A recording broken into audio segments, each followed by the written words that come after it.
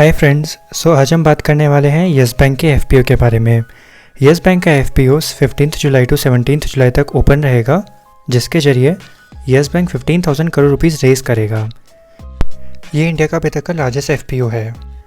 चलिए शुरू करते हैं। सबसे पहला चीज़, एफपीओ का मतलब होता क्या है। FPO is further public offer. जब कंपनी फर्स्ट टाइम किसी भी स्टॉक एक्सचेंज पर लिस्ट होती है तो उसे आईपीओ कहते हैं, which is initial public offer. उसके बाद अगर कंपनी वापस पैसा रेज करना चाहती है तो उसको एफपीओ बोला जाता है, which is further public offer. अच्छा, फर्दर पब्लिक ऑफर और राइट इशू में फ़र्क होता है। एफपीओ में existing share holders along with new share holders दोनों अप्लाई कर सकते हैं।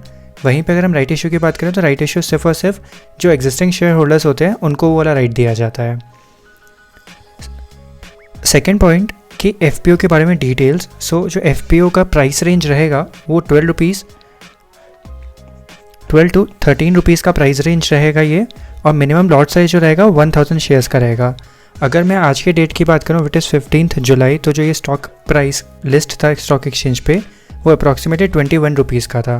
तो अगर आप देखेंगे तो अच्छे खासा डिस्काउंट के ऊपर ये आपको अवेलेबल होगा। नाउ थर्ड पॉइंट कि एफपीओ लाने का रीज़न क्या है। जैसे हम सबको पता है कि येस बैंक में बहुत ज़्यादा कैपिटल का रिक्वायरमेंट है अभी। इनफैक्ट सारी बैंक्स ही अब कुछ ना कुछ अमाउंट रेज़ कर रही है, beat ICICI bank, beat HDFC bank.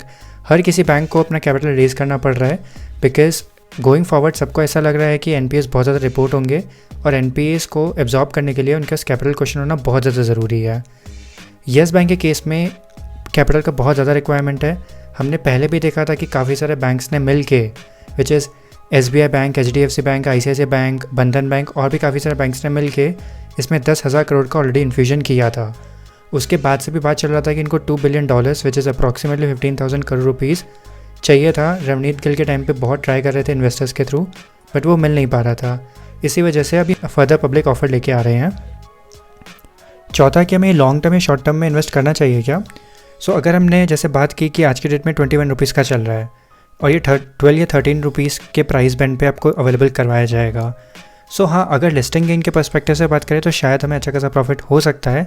Reason being क्योंकि 21 रुपीज़, 20 रुपीज़ और उसके कंपेरिजन में 13 रुपीज़। डेफिनेटली आप खरीद के इसको तुरंत बेच सकते हैं। इसमें कोई लॉक इन पीरियड नहीं है, कुछ भी नहीं है।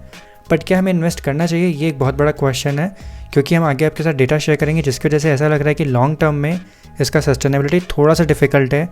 आई अग्री कि फर्दर पब्लिक ऑफर में भी बहुत सारे बड़े बैंक्स एंड बहुत सारे अदर एफपीआईज इन्वेस्ट कर रहे हैं, बट अगेन लॉन्ग टर्म में इसका सस्टेनेबिलिटी थोड़ा सा डिफिकल्ट लग रहा है।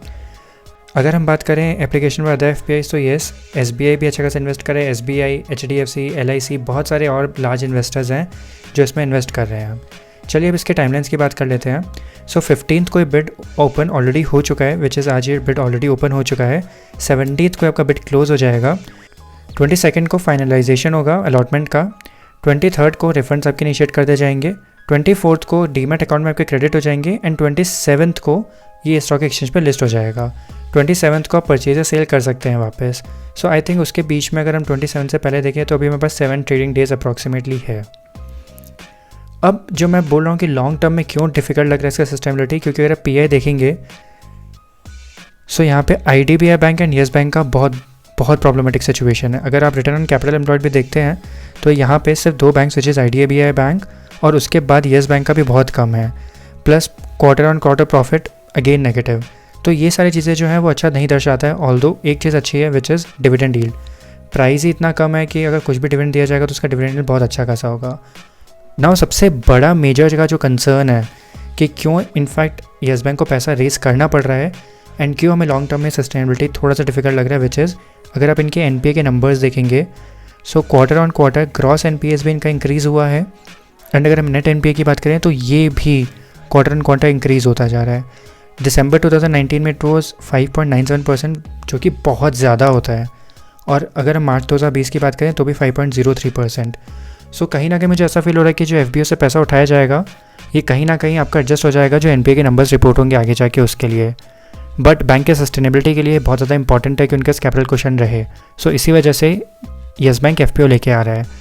शॉर्ट टर्म के लिए येस आप इन्वेस्ट कर सकते हैं, लिस्टिंग गेंस अचीव कर सकते हैं, but for long term I highly doubt, because जो मैंने बाकी फंडामेंटल्स भी चेक किए, मुझे कंपनी में इन्वेस्ट करने पे इतना अच्छा रिटर्न मिलेगा नहीं मिलेगा, मुझे श्योरिटी नहीं है। सो आई डोंट थिंक सो कि गोइंग फॉरवर्ड इतना ज़्यादा इन्वेस्ट करने का लॉजिक है।